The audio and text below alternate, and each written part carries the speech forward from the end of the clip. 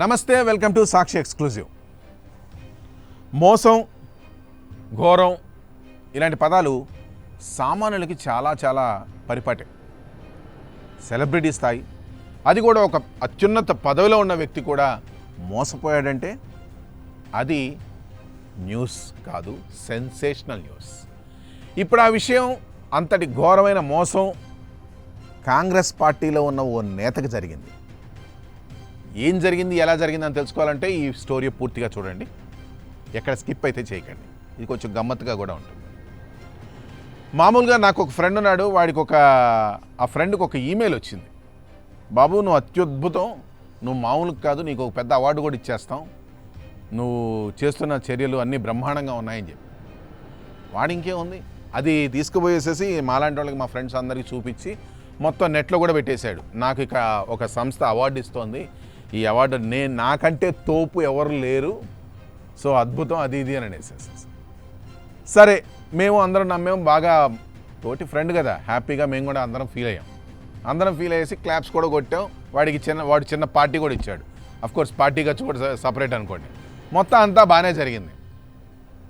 Cut చేస్తే ఆ email bogus, ఇచ్చిన సర్టిఫికేట్ బోగస్, అన్నీ బోగస్లే. ఆడిప్పుడు బావురమంటున్నాడు. సరే, ఫ్రెండ్ కదా, మేమంతా ఓదార్చాం.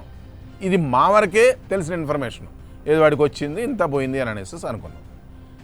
ఇదే ఒక నేతకి జరిగింది ఇప్పుడు, అది కూడా అత్యున్నత పదవైన చీఫ్ మినిస్టర్ స్థానంలో ఉన్న నేతకి జరిగింది. కాంగ్రెస్ పార్టీకి సంబంధించిన నేత, కర్ణాటక ముఖ్యమంత్రి సిద్ధరామయ్య ఈయన పేరు. ఈయన కర్ణాటక చీఫ్ మినిస్టర్.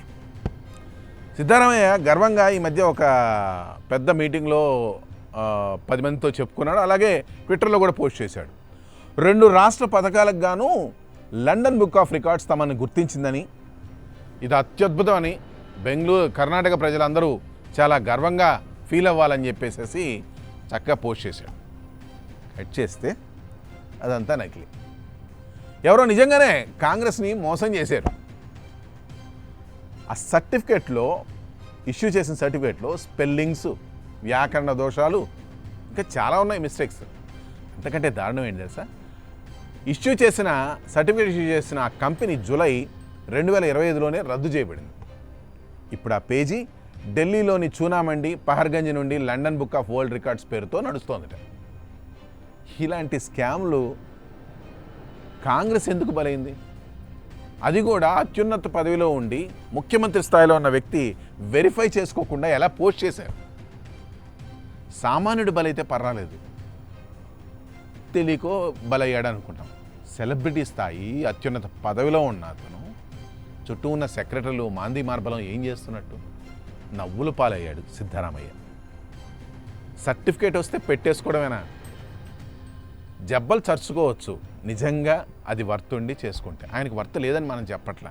కాకపోతే మనకు వచ్చిన సర్టిఫికేట్ ఏంటి, అది ఎంతవరకు వ్యాలిడ్ అనేది ఒకసారి చెక్ చేసుకోవాలి కదా. చెక్ చేసుకోకుండానే ముందుగానే, అంటే పెళ్లి కొడుకు పెళ్లి కూతురు లేకుండానే పెళ్లి బాజాయింపులు జరిగినట్టుంది వ్యవహారం. ఈసారైనా సిద్ధరామయ్య లాంటి వాళ్ళు, నేతలు, అలాగే కాంగ్రెస్ పార్టీ లాంటి వాళ్ళు కొంచెం కళ్ళు తెరిచి గమనిస్తారో లేదో చూద్దాం. ఈ స్టోరీపై మీ కామెంట్స్, మీ అభిప్రాయాలు మా కామెంట్స్లో తెలియజేయండి. This is Harikrishna, signing off for Sakshi digital.